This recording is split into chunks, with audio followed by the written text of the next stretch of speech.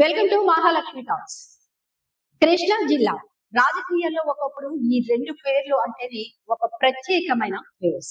అదే ఒకటి దేవినేని కుటుంబం, మరొకటి వంగవీటి కుటుంబం. దశాబ్దాలుగా ఉమ్మడి కృష్ణా జిల్లా రాజకీయాల్లో ఈ రెండు కుటుంబాలు తమదైన ముద్ర వేశాయి. కానీ ఇప్పుడు పరిస్థితులు మారిపోయాయి.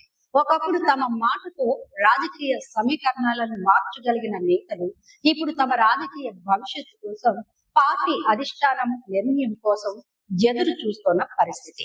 అవును, మనం మాట్లాడుకుంటుంది మాజీ మంత్రి దేవినేని ఉమామహేశ్వరరావు, మాజీ ఎమ్మెల్యే వంగవీటి రాధా గురించి. ఇద్దరికి ఇప్పుడు ఒకే ప్రశ్న: ఎమ్మెల్సీ పదవి దక్కుతుందా లేక మరోసారి నిరాశ ఎదురవుతుందా? ఈ రెండు ఎమ్మెల్సీ స్థానాలు ఇప్పుడు కృష్ణా జిల్లా రాజకీయాల్లో హాట్ టాపిక్ గా మారాయి. అసలు ఎమ్మెల్సీ లెక్కేంటి?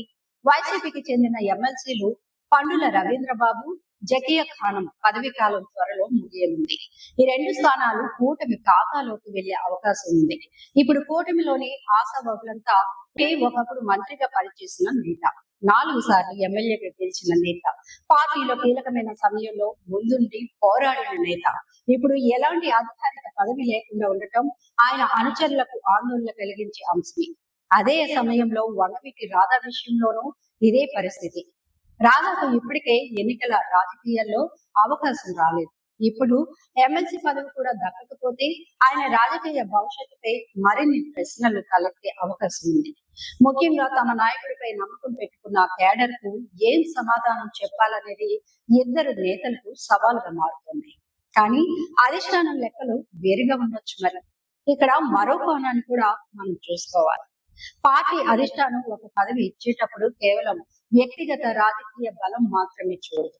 సామాజిక సమీకరణలు, ప్రాంతీయ సమతుల్యత, పార్టీకి చేసిన సేవలు, భవిష్యత్తు ఎన్నికల వ్యూహం, కూటమిలోని భాగస్వామ్య పార్టీలకు ఇవ్వాల్సిన ప్రాతినిధ్యం, ఇలాంటి అనేక అంశాలను పరిగణనలోకి తీసుకునే అవకాశం ఉంటుంది.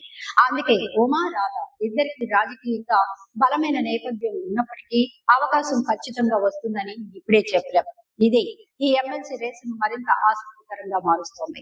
కృష్ణా జిల్లా రాజకీయాల్లో కొత్త సమీకరణాల ఒకప్పుడు కృష్ణా జిల్లా రాజకీయాల్లో కొన్ని కుటుంబాల ప్రభావం చాలా ఎక్కువగా ఉండేది.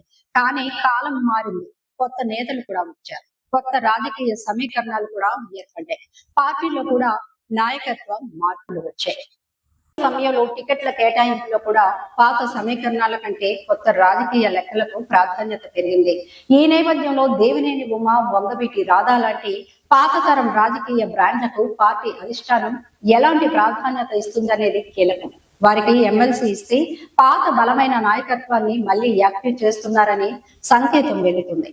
అలా అని ఇవ్వకపోతే కూటమిలో కొత్త సమీకరణాలకే ప్రాధాన్యం అనే చర్చ మొదలయ్యే అవకాశం ఉంటుంది.